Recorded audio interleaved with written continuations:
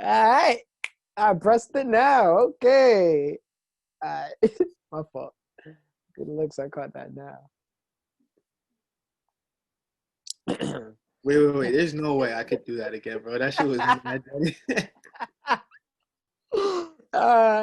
Hello and welcome to LAKERLAND, where you hear some thoughts from some Laker fans. I'm Christian, alongside of me, my left-hand man, Matt. This is our second take because we screwed up the first one, but how you doing?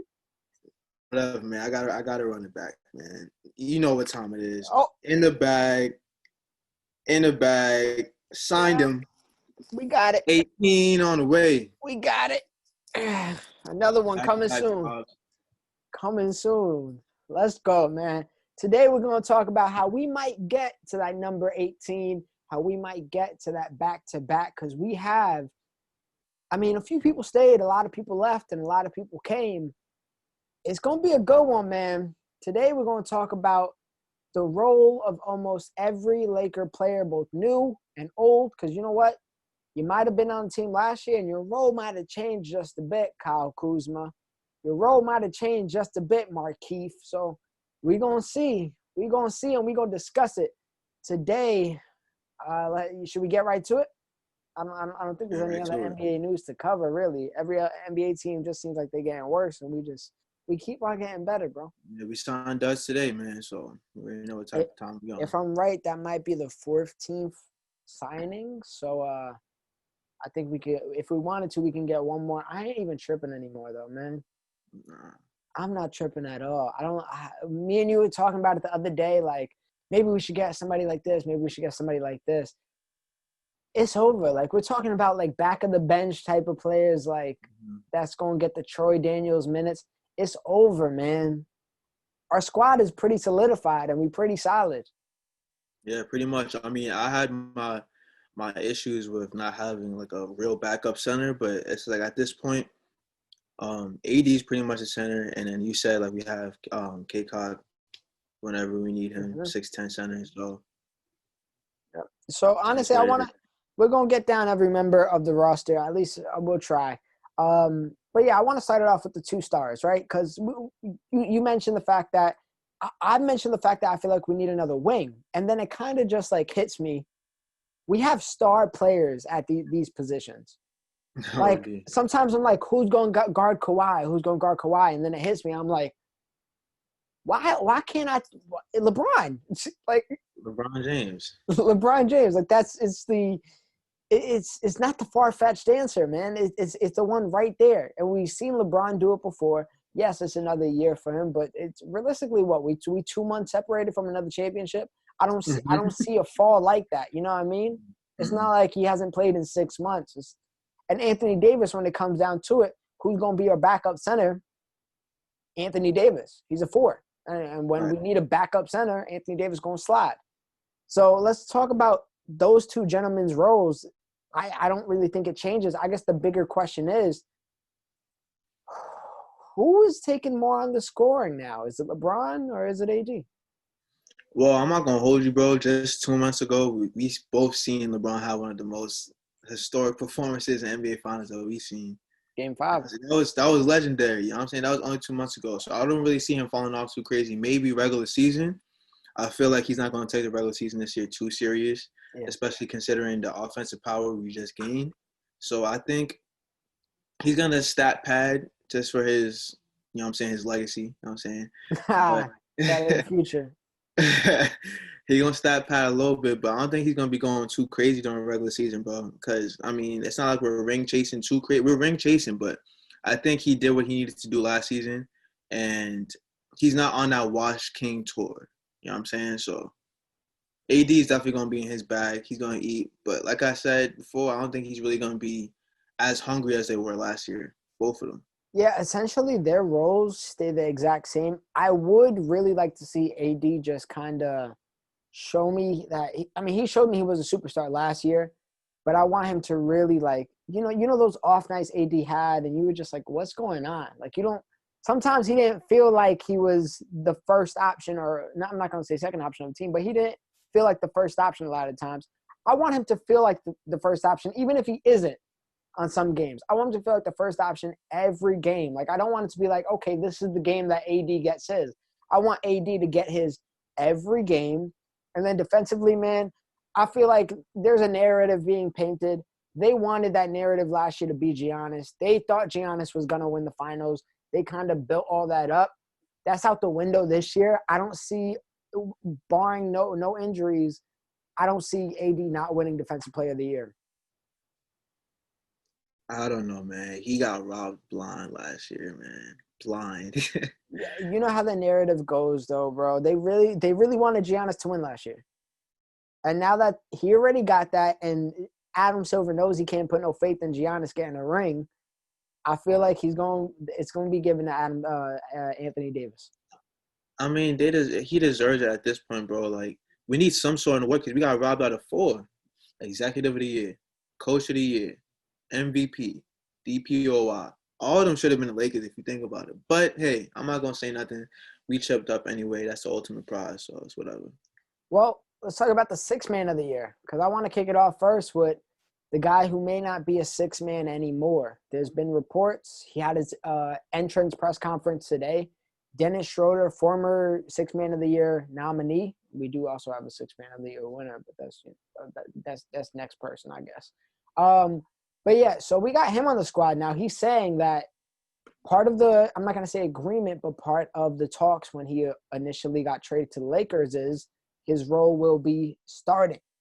I said previously how I didn't like you mentioned it in a comment. I felt like it was an ego thing. Now that there was conversations that already happened, I'm more so a little more cool with it. I still don't really like the comment that much, but because I do like people to kind of know their role. But I guess his role will be starting. How do you feel about Dennis Schroeder being a Los Angeles Laker as a starter? Well, I think for the most part, it says a lot about Rob and Frank and like the communication they have with these players, because he's making it seem like he was a free agent. You know what I'm saying? And then they made a deal like, all right, if I come to y'all, he got traded. Mm-hmm. Am I wrong? Yeah, he got traded. He got traded. So, but I'm pretty sure within that whole trade process, Rob was just in heavy communication body, and Dennis Schroeder specifically, because he's the newest addition to the team. So I'm pretty sure before the deal was even finalized, he's making sure he was comfortable with whatever situation he was going to enter. And if the one thing that Rob knows is that chemistry is important, and you can't have any sour apples coming into the bunch. So I'm pretty sure he took care of that before the deal was even finalized. Like, all right, what are you comfortable with? What do you need to feel like you are in a better position to succeed within this team? They had that conversation, and it seems like he wants to be a starter. And I don't really see why that would be argued. So it makes sense. I mean, I feel like when I thought of the starting lineup, I was kind of thinking of the cut and draft format of last season. And I mean, maybe, I guess I automatically envision KCP starting, especially because he's getting paid that $12 million this year. So maybe Matthews is coming off the bench and KCP gets the nod as well. In general, the more I think about it, the more I like it, because when you see our starting five, you kind of just know the person initiating offense is Bron, and Anthony Davis is going to eat the way Anthony Davis eats, whether it's, they pass it to him in the low post, or, he gets the offensive rebound, or, the little Bron fast break off the defensive stop, or whatever the case may be. But providing Schroeder in that lineup, it has another weapon off rip. Before, it was like we kind of got to wait till somebody comes off the bench to get another weapon. Bradley wasn't the weapon. KCP wasn't the weapon. These were all off-ball players for the most part. Same thing with Danny Green. This gives us another weapon off the rip, out the gate. Like, you might have to get chewed up first possession of the game with an Anthony Davis, Dennis Schroeder pick and roll or pick and pop.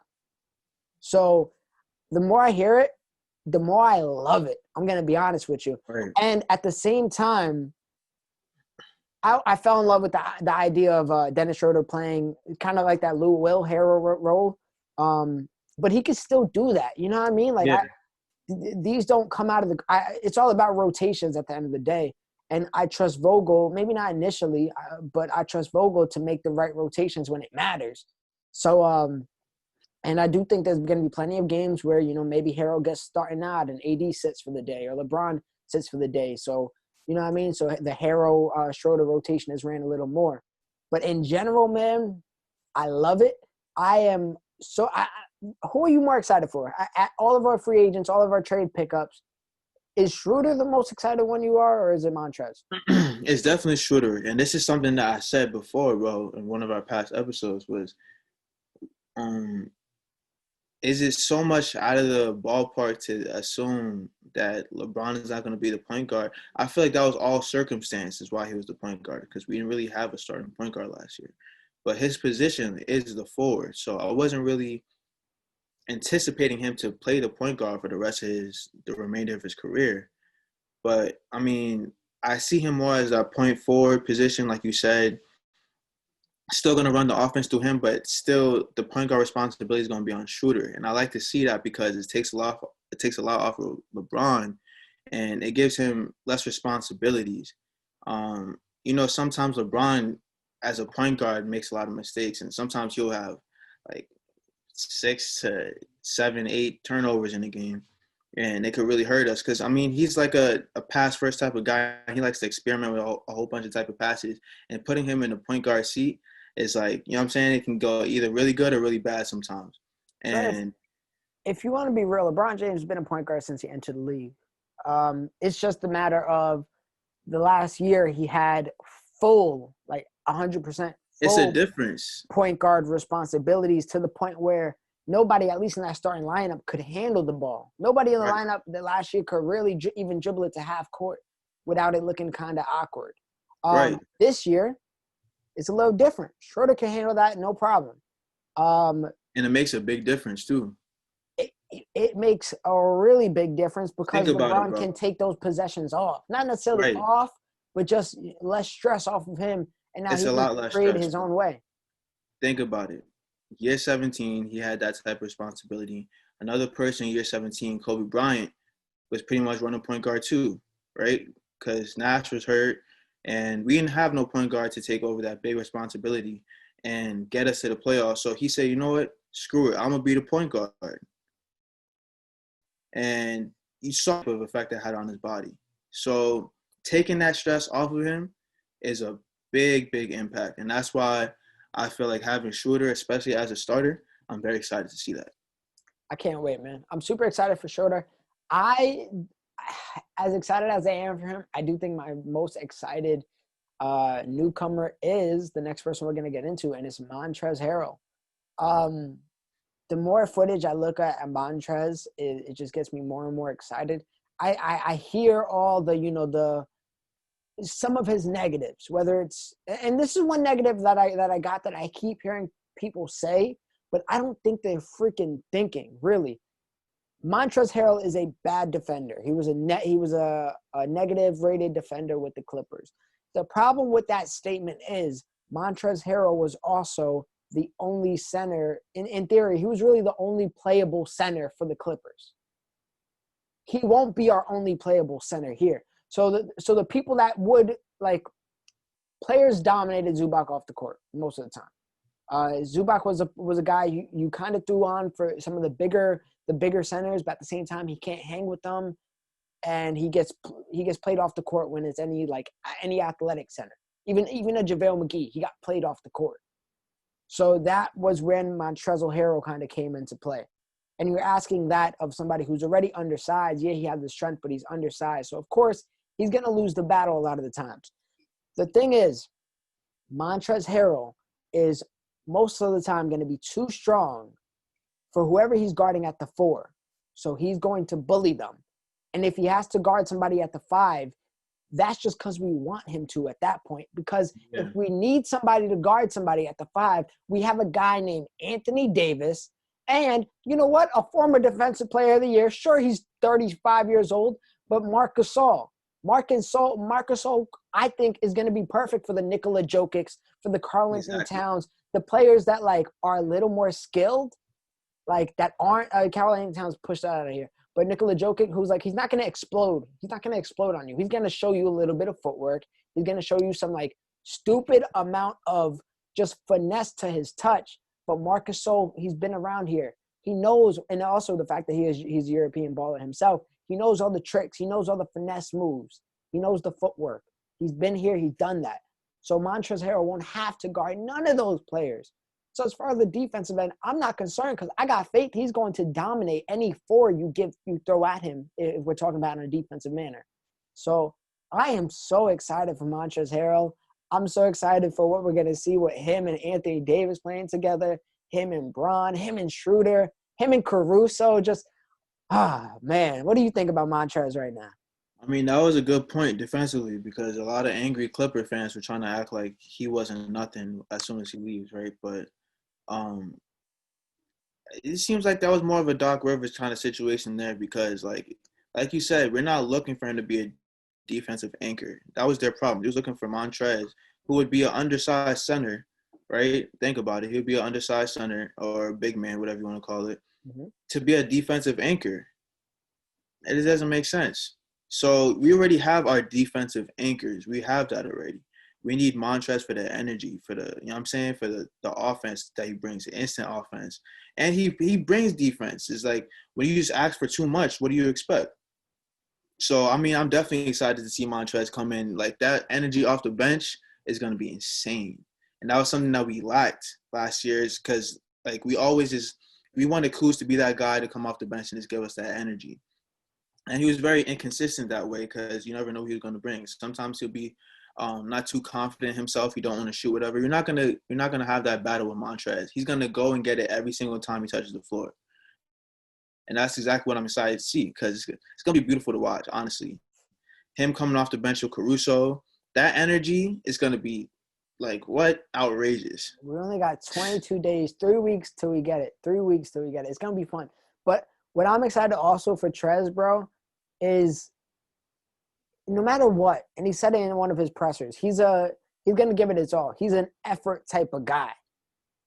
And Frank can do a lot with effort. We see what he did with Kuz. Once Kuz started, like, I'm not going to say trying, but Kuz kind of just got a little more active. He was still a bad defender, but he was active, and that kind of at least did a little something. I truly think between our assistant coaching staff, whether it's Phil Handy or whether it's Lionel Hollins, or just our regular coaching staff with Frank Vogel, I truly believe that we could turn Montrez Harrell into not only a quality defender, but a pretty damn good one. Because he has the archetype. What is it called? Archetype? He just has the skeleton for it. So I'm so excited to see Montrez, man.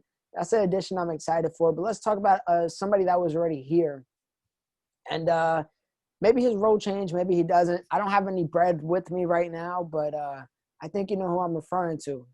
The guy that blessed the Israelites with a piece of bread. That is KCP, the one and only. Do you think he's starting is the first thing I'll ask you. And then second, what do you think his role is, if it changes at all? So I do think his role changes, but I think it's an increased role. And I do think he's starting based off his performance in the finals and based off his contract. He's going to have a big role. And he's going to be heavily influencing our offense. I see it, bro. Because, I mean, he showed out. So what do you really expect? They're gonna pay him back. They're going to be like, you know what? Go crazy. He's going to start. He's going to be a starting two guard. I'll be surprised if he's coming off the bench. It wouldn't make sense. I don't think he is. He's going to be a starting two guard, and he's going to be one of our leading offensive options. It's going to be AD, Bron, and the same way we used to start off, Bradley coming off that pick and roll, it's going to be KCP. And I feel like KCP can do a lot more with the opportunity because he has a lot more skill, so offensively at least. Ultimately, I think KCP, his regular season role is going to change, but it's not going to be like when we saw him in the playoffs when he had the extended minutes, when Bron had the extended minutes. I think that's what we're going to see from KCP now, because a lot of times during the playoffs, for the most part, KCP was kind of just relegated to a spot-up shooter and then a little bit more than that. And that's really what he wasn't during the regular season. He was like, he didn't really have a real role during the regular season, and that was kind of the problem. He was behind Bradley, then he was in front of Bradley, then Bradley got hurt, and then KCP got hurt. Not really, just faked like he hurt his ankle. But, like, I truly think he found his role during the bubble part of the season, during the playoffs. And it was, I'm going to be a 3-and-D guy. And that's all you need from me. If you want me to create a shot here and there, sure, I might be able to do that. But I'm a 3-and-D guy that can make and cut, and Bron can find me and I can get a layup. Or on the fast break, I can do that way better than Danny Green. So I think that's going to be his role. Ultimately, it's not going to be too different than what we saw in the finals. And that's what he did best. So I'm excited to see KCP this season. He is worth every dollar. As long as he brings his defense, I'm gonna bring my love for that champion because he brought us all this glory right now, man.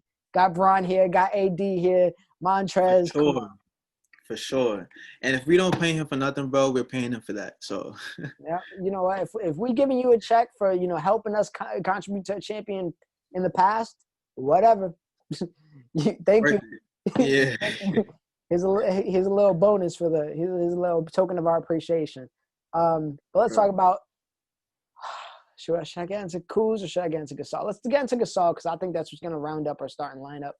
Gasol, man, we talked a little bit more in depth on him. Ultimately, what do you see his role as? How many minutes you think he might get? What do you see his role gonna be? I see very limited minutes for Gasol in terms of who we're playing. You know what I'm saying? Like you said, specific defenders Jokic,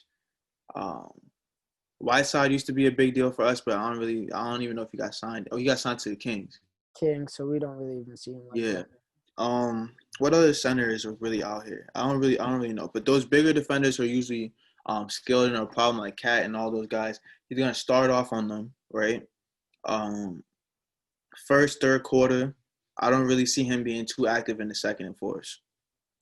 Yeah, do you see him over or under 20 minutes? Maybe like 18.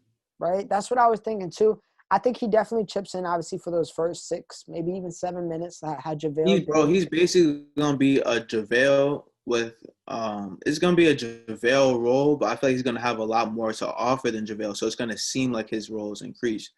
You know what I'm saying? Because he's gonna be able to stretch the floor and maybe get a spot up 3 from Bron. You know what I'm saying? He's gonna be able to have those opportunities to score a little more than JaVale, but it's basically the JaVale role. So I got him being like a JaVale role with a hint of Howard, because ultimately, like, let's say Frank Vogel has a similar rotation to last year, right? He had Howard play center from, let's say, top of the second to around, minute 4 or minute 5 when AD would come back in. About that, right? I would see, Gasol maybe getting like 2 minutes PC of that, just so Harrell isn't playing a 5 for 7 minutes. He's only playing it for 5 minutes. So that would bring his minute total probably to about 18, 20 on some nights. I'm sure we're going to need him for some bigs for 20 minutes a game. But ultimately, that's when I started getting excited for Marc Gasol. When I found out, like, he wasn't replacing Howard. He wasn't replacing the idea of Boogie Cousins we had last year. He was simply replacing McGee and McGee only. And if we're talking about that, we're talking about a huge upgrade. Plus, one thing I'm gonna love as part of his role is he can space the floor. I'm excited to see just the floor be able to open up and LeBron James and Anthony Davis can get to the rack effortlessly. Because, bro, just imagine this. LeBron James drives, the lane gets crowded. 4 other players Shooters everywhere. 4 other players on the wing. It's in the starting lineup, nevertheless. You can let Anthony Davis shoot it. No, Anthony Davis, he might be spotty here and there. Marc Gasol, who shot over 40% in seasons. Dennis Schroeder or KCP. That sounds a lot better than a closed lane and your only options is Anthony Davis, Danny Green, and KCP. Like, first of all, you get another option, and the difference is last time you kick it off, because JaVale McGee already crowded the lane, it makes it a little easier for them to recover because they weren't worrying about JaVale McGee to begin with. So I'm so excited to see Marc Gasol for that reason alone, and I'm excited for his role for that reason alone. But now let's talk about the guy, right? The guy that he got lost in the sauce last year. Big question mark on his name. the thing is, he had a question mark last year. We all almost touted him as he was going to be the third guy, and I thought he might have been the third guy. But ultimately, we found out that he some days wasn't even the sixth guy, and it hurts. But Kyle Kuzma, I am excited for the fact that he's not required to do anything anymore. Really, he gives us what And he gives us. Maybe that's to his benefit. I feel like he's one of those guys who fold under pressure a lot. You know what I'm saying? And maybe taking some pressure off of him. But I mean, I can't even say that because he's putting pressure on himself too, talking about y'all will be reminded and this and that. He's a very complicated player to figure out because it's like, especially now with these additions, where does he fit in, bro? I can tell you that. And I think a big part of it was Rondo and Kuzma's play style did not mix very well. I guess, bro, my real question is, who's running point off the bench? Off the bench? Yeah. Are you asking if he's gonna? No, not Kuzma. Who's running point off the bench? Is Frank Russo. Vogel just gonna? I don't know about that. Why not? I wonder if Frank Vogel is gonna kind of make sure that either Schroeder or James is on the court at all times. You know, Frank worked like that, but I mean, he might have to do that. He might have to do that because we don't have any other.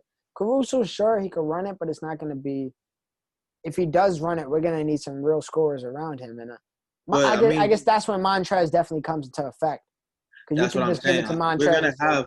We're gonna have offense coming off the bench regardless. If we have Caruso, Kuz, Trez, Wesley Matthews, and whoever stays on the floor from the five, then we straight. Mm-hmm. Yeah, so I really think working with Dennis Schroeder, whether it's the Dennis Schroeder playing the point guard or maybe it's Alex Caruso playing point guard. I don't know. I just feel like having somebody that isn't Rondo in that second unit working with Kyle Kuzma will serve him as a benefit and not a disservice like Rondo did some of the years. And also, I think we're going to ask less of Kyle Kuzma defensively this year as far as some of the matchups he's going to have to do. Hopefully, he's going to be matched up more. I don't see that. To his level. You don't think so? Nah. Because if there's one thing that we're going to have a high standard of, it's going to be defense always. And you can't be a weak link because even when – I mean, it's not like he had a huge defensive role last year either, but it still hurt when he couldn't play it. I'm not saying a huge role defensively. I'm not going to even say a weak link. What I'm talking about is like before sometimes he had to because there was no other choice. He had to guard certain players. Now we can just say, Montrez, get on him and let Kyle Kuzma just guard this shooter that doesn't really move. He just stays in the corner. So I feel like we have enough dogs that we could throw on people and sick them on that we can kind of get Kuzma to the weakest person on the court. But if that person does want to cherry pick Kuzma and get him in a pick and roll and now he wants Kuzma as the defender, we've seen Kuzma sometimes get capable of defending people, and hopefully he still works on that. But he's not having to do it, 24/7 every minute he's on the court. But I'm really hoping, and like I said when we did our Laker fans too harsh, I'm really hoping that this is Kuzma's breakout year because at the end of the day, I am rooting for the guy. He's a Los Angeles Laker. He contributes minutes to our team. I want him to do good, and I'm hoping he does. No, I hope he does for sure because the better he plays, the better position we're in to win another championship, honestly. And the issue with last year was we had to look to a lot of other guys to fill in that role that Kuzma was really like that was pretty much his job. A lot of people thought he was going to be the third guy, and he couldn't really live up to that hype. He couldn't be our sixth man of the year type of player. He couldn't be that. So, I mean, I hope he can find his actual style of play that's going to get him success. You know what I'm saying? I feel like he's still trying to figure it out. Sometimes he thinks that he got to shoot a whole bunch of threes. Sometimes he thinks that, you know what I'm saying? I think that the Kuzma that first got signed to Lakers, that's the Kuzma we need. But I missed the Kuzma that was kind of shifty under the hoop. With a little hook. You know what I mean? His floater game is like that, bro. His floaters, his footwork down low. Every time he shot a turnaround fadeaway, it was a solid shot. I'm not gonna lie. I don't like those from him. I don't like the spot up Kuzma. That's not what he is. Can he hit a spot up three? Yeah, he can here and there. I like the Kuzma that's being aggressive while not being stupid. A lot of times I felt like he was being aggressive because he was like, this may be the only chance I get. Yeah, nah, for sure. And that's another thing that might rear its head again because who knows how many touches he's realistically going to get. It might be the same amount, if not less than last year. Might be less. It might be less, bro. It might be. I'm not going to lie, but I don't know. This is where Kuzma's going to have to show his head. He's going to have to show his head, and hopefully he can keep it above water. Because now, looking down the roster, I got Kuz probably listed as the seventh man. Not necessarily seventh option, but just, he's not a sixth man. He's going to be the seventh. Some nights, if there's a lot of guards, he might be the eighth. If Wesley Matthews is on fire, he might be the ninth. So Kuzma's he's in a room full of sharks, and he's either going to eat or he's going to sink. So we're going to see. But one of the dogs that I'm always excited to see play on the court, man, Alex Caruso. His role, I hope, bro, nothing changes. I hope, if anything, he gets an expanded role. He starts seeing the minutes that he saw in the Western Conference Finals and the semi-conference finals and even the NBA Finals when he started a few games. He started one game. I'm not going to say a few. But I hope he really gets that expanded role and gets at least, his 25 minutes a game. I need to see 25 minutes from Caruso. For sure, bro. I mean, he's just like an impactful player all around. Like, people like to say, or a critique of his would probably be offense, but one thing about Caruso is that he knows his offensive role, and he usually doesn't try to cross that. But he impacts the offensive part of the floor just by simple things like cutting, setting screens. Like, these are big things that people don't even realize or give too much credit for, but he does the right thing, you know what I'm saying? One thing I do want to see from Caruso, though, is I hope he's getting his shots up because he gets a lot of those open shots, and sometimes we need those to draw from him. Even though we know he's not a shooter, just you can't go 1 for 7. You know what I'm saying? You can't, you know what I'm saying?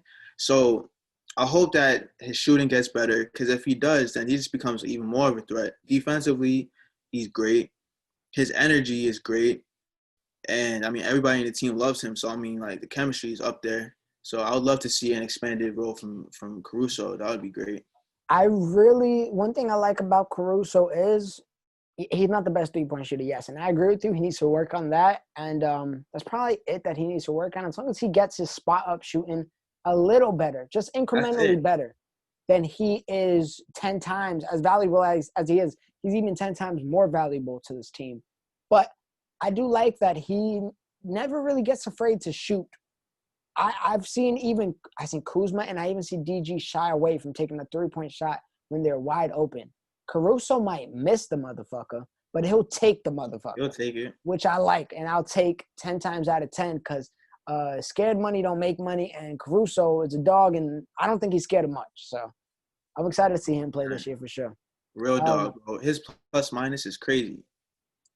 Crazy. And one person whose plus-minus was crazy last year, top something in the league, he was definitely up there, Wesley Matthews, a player who I did not know how much I wanted on the Lakers until I started seeing tape, until I started seeing him speak, until I started seeing his defensive highlights. If you know me, whether it's watching basketball or playing basketball, I'm somebody who hangs on the defensive end, and that's my most exciting part of the whole basketball game to me. I love seeing defense. And Wesley Matthews, I did not know was such a defensive gem, man. I'm seeing all this tape of him guarding the Kawhi Leonards of the world, the Jimmy Butlers of the world, and he's doing a phenomenal job. It's crazy, though, because he's pretty much what everybody said Danny Green is. And you know what? I want to see the Danny Green film, bro. I want to see it. Somebody show me. Somebody got to show me the Danny Green defensive film. Because I've been watching every Lakers game the whole last season. And you know what I'm saying? I must be missing something. I don't get it. But Wesley Matthews, from the few times that we played and the few times that I watched the Milwaukee Bucks play or whatever, I know that he's a defensive player. I mean, he's the actual definition of a 3-and-D type of player. Like, people like to forget about that kind of because his size. He's on like 6'4", I think, 6'3", maybe. 6'4", but he does have a very long wingspan. So But you know what I'm ultimately, saying? that's what kind of matters more sometimes than height. That extra inch or two, that's nothing. If your arms are long enough to keep your hand up, you're fine. That and lateral quickness is very like Lateral underrated. quickness, what's that, Matt? You know what I'm saying? That's very underrated. That's something Danny Green knows nothing about because if you can get around somebody, the height doesn't mean anything. It doesn't mean anything. Danny Green was getting blown by every chance that a defender, somebody on offense had. Like he couldn't stop nobody. And if you go and look at some of Wesley Matthews' defensive highlights, I mean, he could slide, man. He could slide. So, Bro, some of my favorite highlights of him is him operating on the defensive end through pick and rolls. I just love like him, like Caruso. That's something Caruso's pretty damn good at. But like Wesley Matthews is almost like a flea. He's like a tick. He's gonna stay on you. He's gonna make it through the pick and roll. And even if you get past him, you skim past him through the pick, he might get his hand in there, poke the ball away, and now all of a sudden we're running it back. And if Wesley Matthews on the receiving end of running it back, and everybody fills their lane correctly, he might be open for a corner three. And that's something that he can hit. So, oh man, I am excited to see Wesley Matthews play. And it's almost to the point where I'm like, I don't know how many minutes he's going to get, but I think the fact that he was the first Laker to sign, he got one of our exception deals. So they knew that they were going to have to spend a little more money on him. He wasn't going to be a vet min guy, not like Troy Daniels last year where we were like, all right, we just need some type of shooter, even if he's the 15th man. Let's see who we can find for a vet min. They knew what he wanted. Not to mention they took him off a Milwaukee Bucks team. It's not like they took him off Atlanta Hawks, the Hawks of last year, or the Charlotte Hornets. He's coming off of a team that had finals aspirations and even has them going into this year. And they were able to say, hey, no. You're ours now. Play with Bron, play with AD. Let's show you what a real superstar is like. This isn't Middleton and Giannis. This is the next level. and the exciting part about that is he didn't play for Frank yet. So everybody knows Frank is a very defensive-minded coach, and when you give him defensive players, magic is gonna happen. I promise you. He's turned players that don't even think about defense into defensive players. So. Yeah, man, and that goes into this player right here. The not going to say a new signee, but he was semi-new to our team last year, Markeith Morris. I am so glad we were able to hang on to Markeith Morris. I do not quite know his role. I don't know if this is a guy that we're only going to see when Kuzma has terrible nights, or if this is a guy that we're going to fully implement in some real rotations, whether it's 15 minutes or I don't know. I couldn't tell you what he's going to get. I couldn't tell you either, and that's one thing I can't really figure out. But I do see him having some sort of role, but just to think about his contribution to the playoffs, I can't imagine him just riding the bench for real. The thing is, I couldn't tell you what his role is, but I wanted to do everything to keep him on the team. Yeah, for real. He is the most solid backup that we have or had last year. And this year, I could really see him. Maybe this is where we see him utilized in lineups like the 12th quarter where we used to see second quarter where we used to see Dwight come in. Instead we see Montrez at the 5, Markeith at the 4, maybe Kuz at the 3, Wesley at the 2, and then Caruso. That's getting rid of all of our starters. You know what I mean? That's getting rid of all the starters. Maybe you replace one of those people with James, and then you keep Caruso, whatever the case may be. It gets real solid from there. You know what I mean?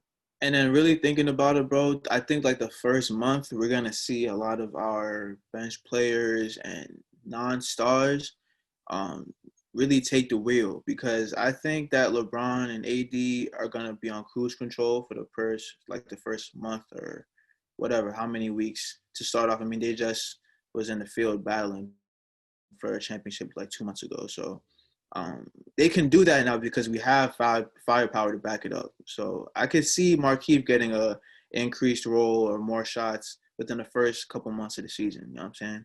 I think the first few months of basketball in Los Angeles, well, I hope it's in Staples Center. In Staples Center is going to be a lot of experimentation, similar to what we did bubble play, Yeah.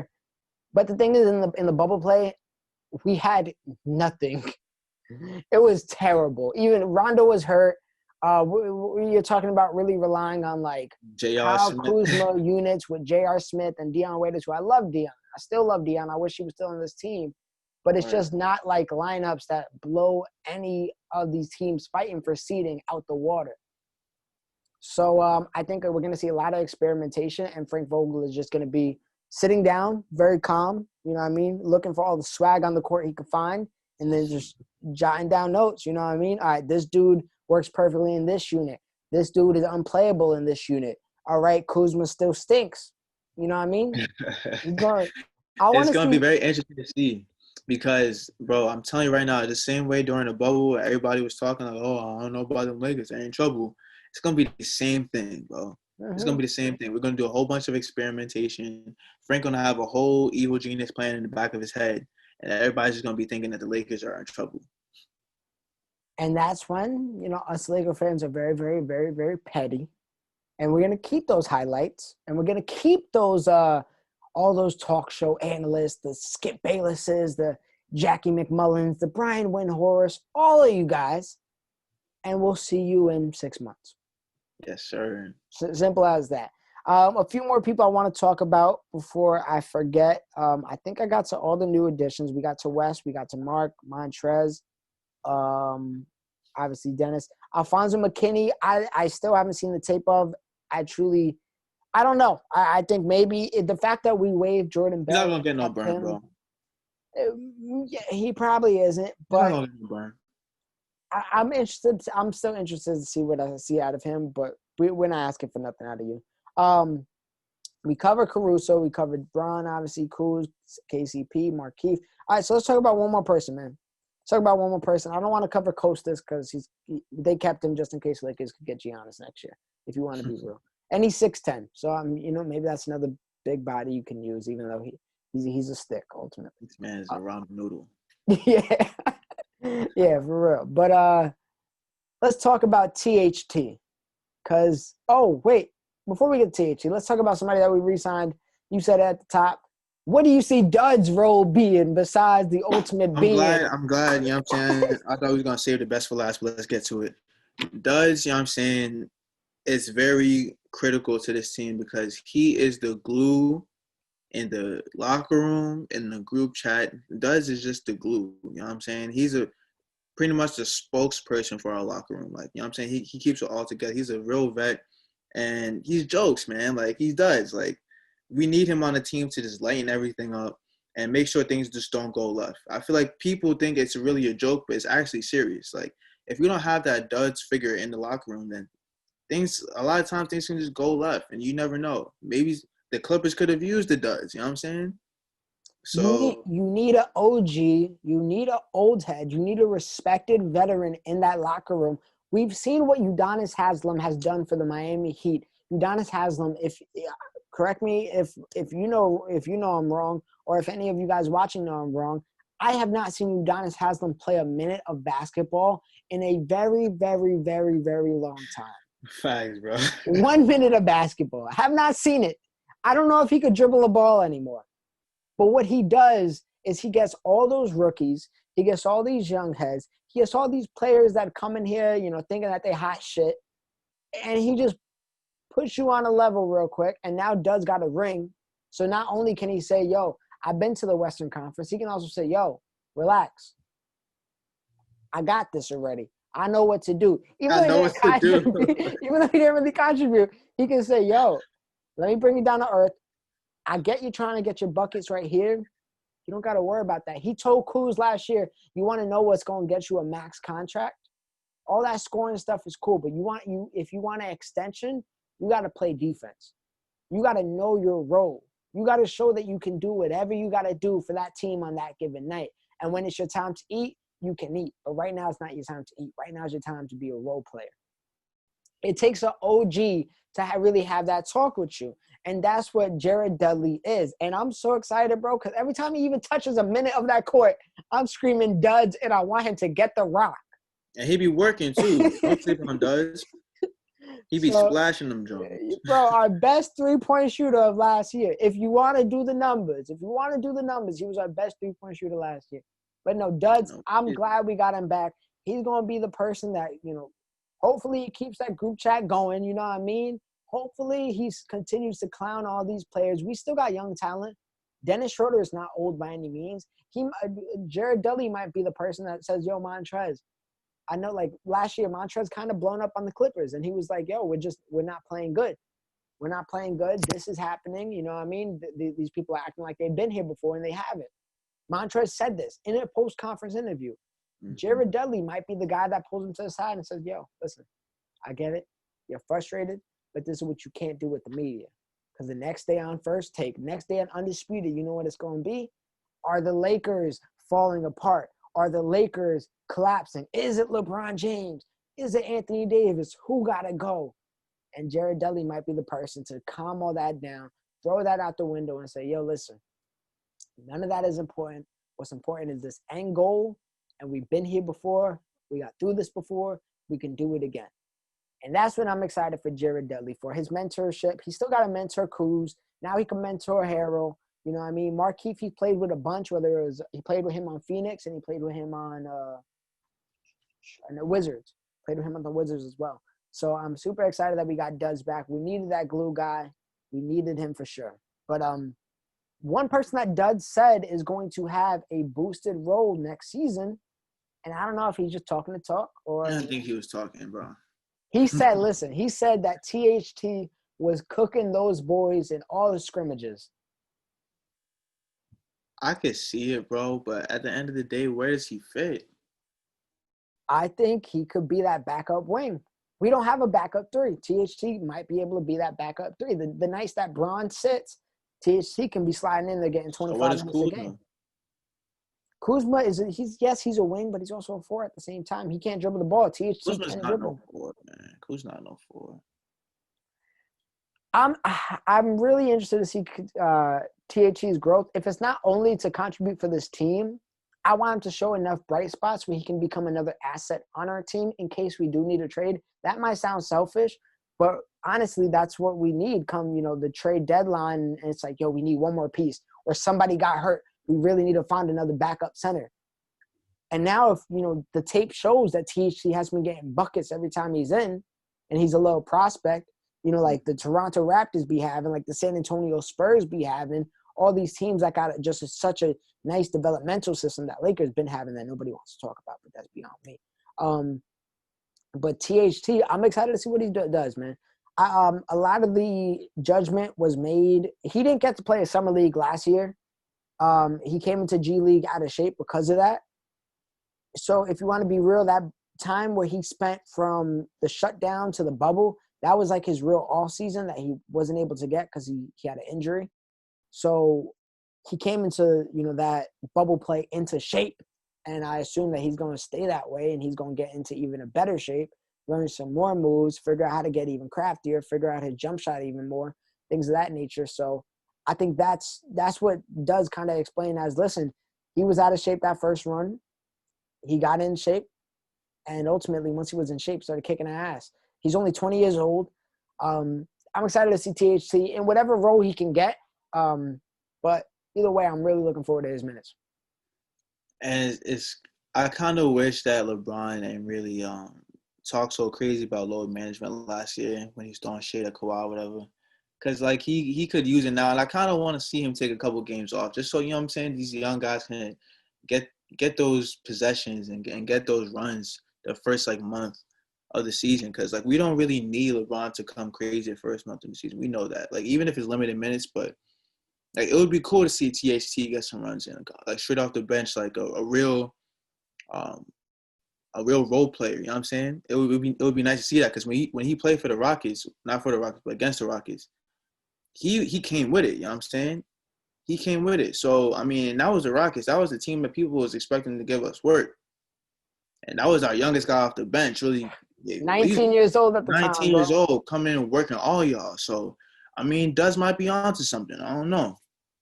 I'm excited to see it. Super excited. And like you said, some nights I'm going to want Bron and AD to take the night off. Not only for the fact of, get other people burned, even though I want to see Schroeder go out for 30 some nights, you know what I mean? Like, it's just things I want to see for entertainment value. But also for entertainment value, I want to see Bron sit some days because I'm going to be tired of watching all these blowouts, bro. No kizzy. I want some games where I'm like, all right, let it go to the last shot. You know what I mean? This is real competition. Because we are, and I don't want to sound like that one Bill Simmons clip when he's talking about the Celtics and he's like, it's going to be a lot of 30-point games. It's going to be a lot of the game's over by the third quarter and the fans are leaving the arena. It's going to be a 70-win team. I don't want to sound like that, but ultimately, during the playoffs, I was bored for some of those games, bro. Bro, especially like the first 2 rounds. Bro, after the first game, we knew it was after we woke up. Sweep after that. It was sweep after that, and there was no competition after the first game. So we got hip to that pattern like quick. So like, you know what I'm saying? It did get boring a little bit, but I mean, it was nice to see in the playoffs because I don't really want competition in the playoffs, but but no, I definitely want to see some intense games. We gonna bring it, man. We gonna bring it. I'm gonna like the experimentation. I'm gonna like the additions of our new roster, and ultimately, I'm very, very happy that we didn't blow everything up necessarily, like to try to shoot for some of those big fishes. Rob Pelinka, like last year. Yeah, like our turnover, we might have lost like 7 guys if you want to be real, but we kept like 8 key people. The Caruso, the James, the Davis, the Kuz, the Markeith, the KCP, the AD ain't signed yet, so let's not get ahead of ourselves. I don't know what's going on, why he's taking so long. Apparently, these little sprinkling of rumors. I hate Twitter sometimes because they be like, sources are saying, bro, you have no sources. You are a random guy. Like, you have a check on your name, but you got 10,000 followers. I can't really believe what you're saying. Like, it's not going to happen like that. But apparently he's waiting to see I forgot what it even was. He was waiting for other people's deals to settle in and if they sign extensions because he might want to free up his timeline so Lakers could get another player and things of that nature. I don't know, man. I had a dream the other day. That seems very odd. I can't imagine that actually being what's going on, bro. They said that there's still some belief that Kawhi, PG, or Giannis might be coming to the Lakers. At this point, bro, I don't want any of them. I don't want any of them. I'm cool where we stand. I want Bradley Beal in 2022 when Bron is in his 19th year. Yes. And we can say, yo, Bron, officially take the back burner. We got another killer right here. Not to mention AD is the top 3 players in the league. That's what I want to hear come 2022 or 2023, whatever the years is at that point. But I'm excited, man.